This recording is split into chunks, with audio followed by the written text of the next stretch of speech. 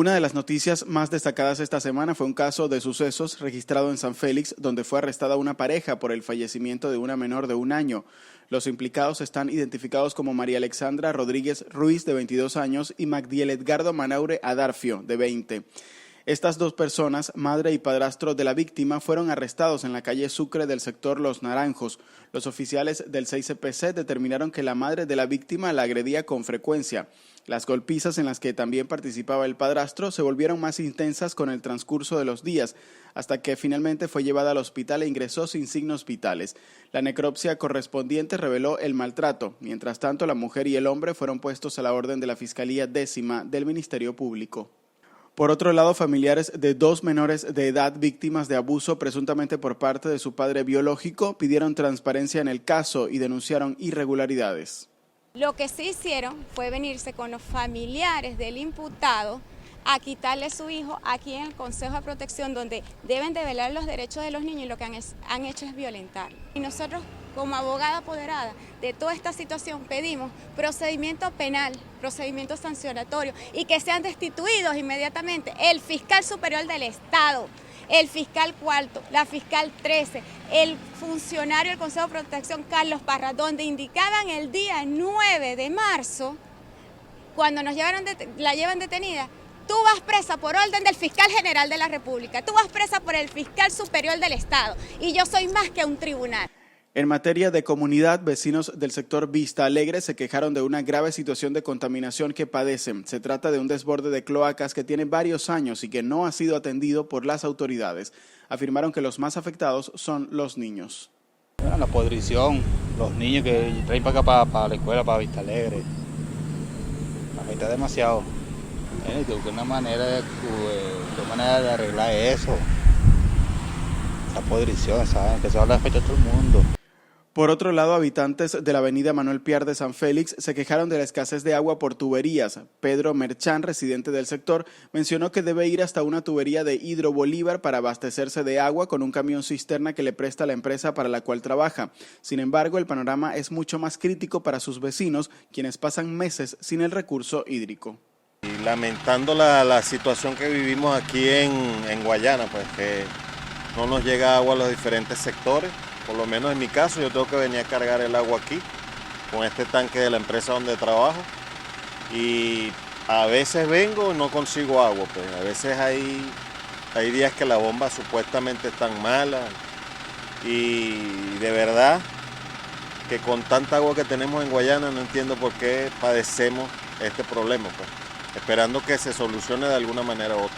Personalmente, y gracias a la empresa donde trabajo, pues que nos prestan el camión y puedo solucionar, pero conozco vecinos que no tienen meses sin agua.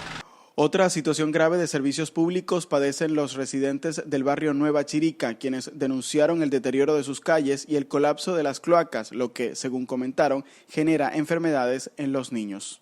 Como puedo observar, las calles como están, dañadas. Eso es lo que puedo expresar. Bueno, que por favor, si nos pueden apoyar en la colaboración como gobernadores, que vean la problemática que hay en este lugar, porque afecta aparte de que como los adultos, ancianos y los niños también, y llevamos la problemática de que muchos niños se están enfermando. Ya puede ver cómo están las calles, eso afecta bastante a los niños, la contaminación es demasiado, los niños se enferman, ahorita hay un virus que es diarrea, vómito, ese virus le está afectando mucho a los niños. ¿Qué me les puedo decir? Que está caótico, pero bueno, para adelante, para allá. Bueno, que se aboquen, que por favor, que miren las calles, que Ciudad Guayana es linda, es bella.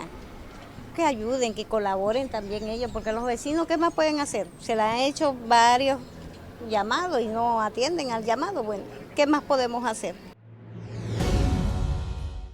En el estado Lara, la directiva del sindicato automotor manifestó su descontento con el aumento del pasaje urbano a 7 bolívares, que sigue sin cubrir las ganancias y necesidades de los choferes. Nosotros seguimos insistiendo con el pasaje que a nivel nacional y ya esos documentos los tienen las autoridades, donde le estamos exigiendo que eso sea anclado al petro, que eso es lo que nos puede ayudar, porque anclado al petro, ya los últimos documentos del Consejo Central que hicimos la semana pasada, se lo hicimos llegar al ministro y a todas las autoridades, donde le estamos pidiendo que sea anclado al petro, sería el pasaje mínimo en 12 bolívares.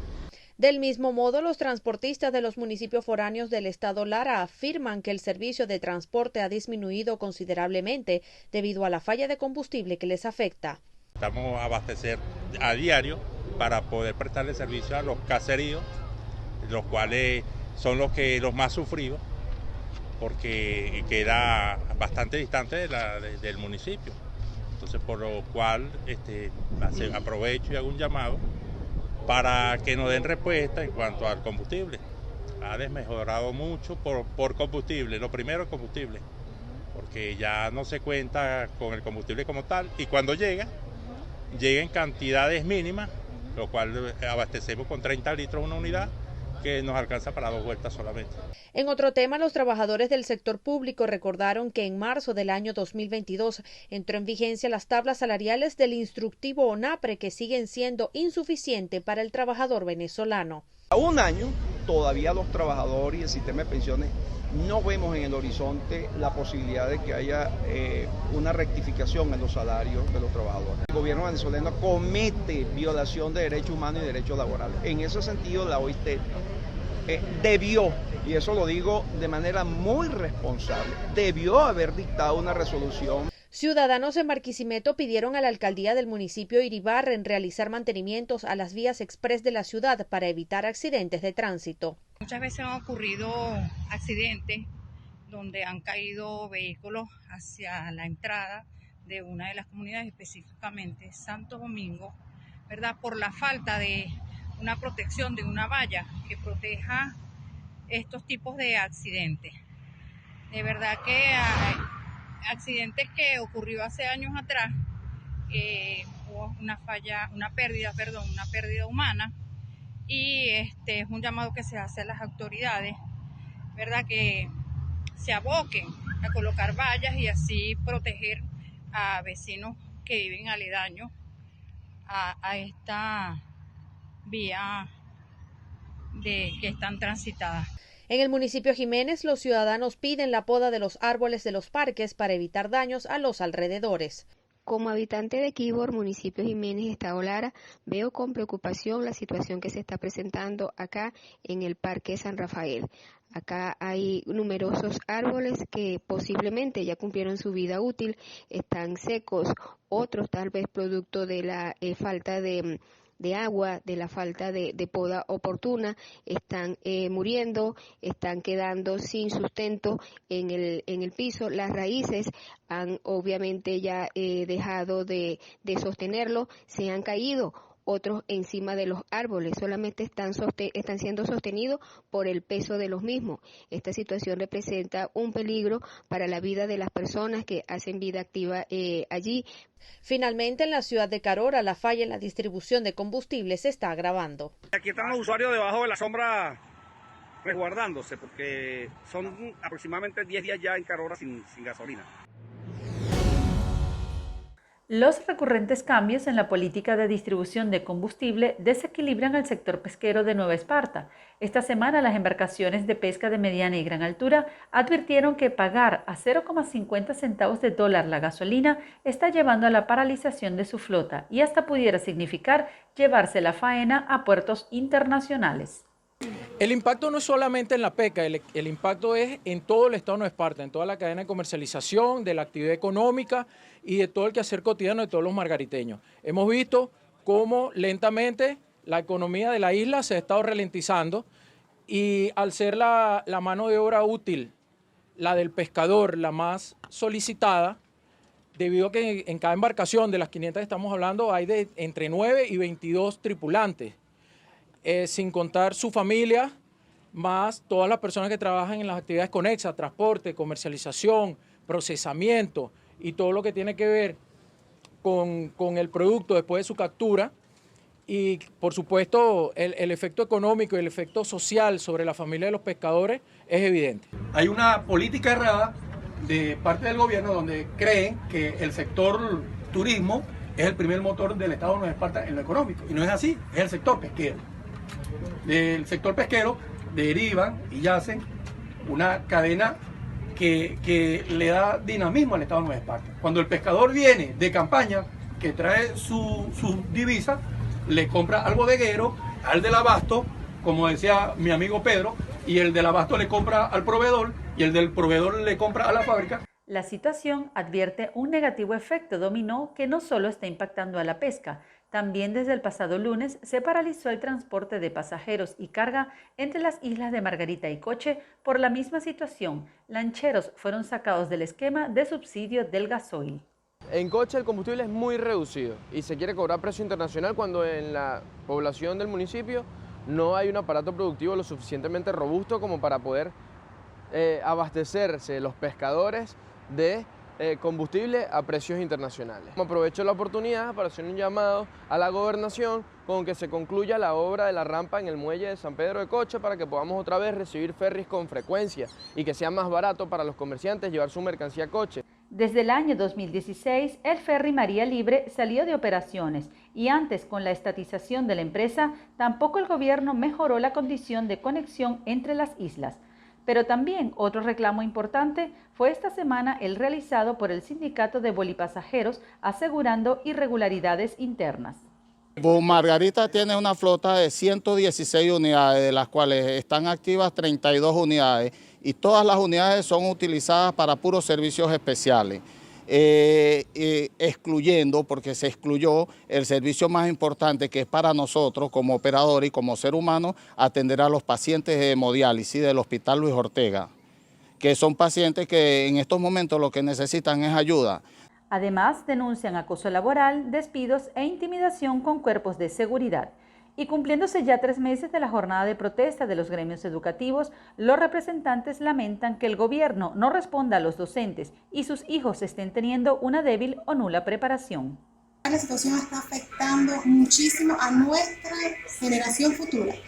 En un tiempo muy cercano, esos muchachos que están dejando de percibir la educación ahorita, deben ir a la universidad, deberían estudiar alguna profesión y si se continuamos en esta situación, no creo que vaya a ser lo ideal. No van a aprender lo suficiente como para tener una generación de niños o de profesionales que nos representen más adelante. No están teniendo un buen rendimiento, porque por más tareas que le manden, eso no es decir mandar tareas, no le explican cómo es la actividad. Entonces cuando ya van, por lo menos la mía está en 5º año, cuando vaya a la universidad, ¿tú crees que a mi hija no le va a chocar eso en la universidad? Le va a chocar, porque mi hija no está viendo en sí cómo son las materias.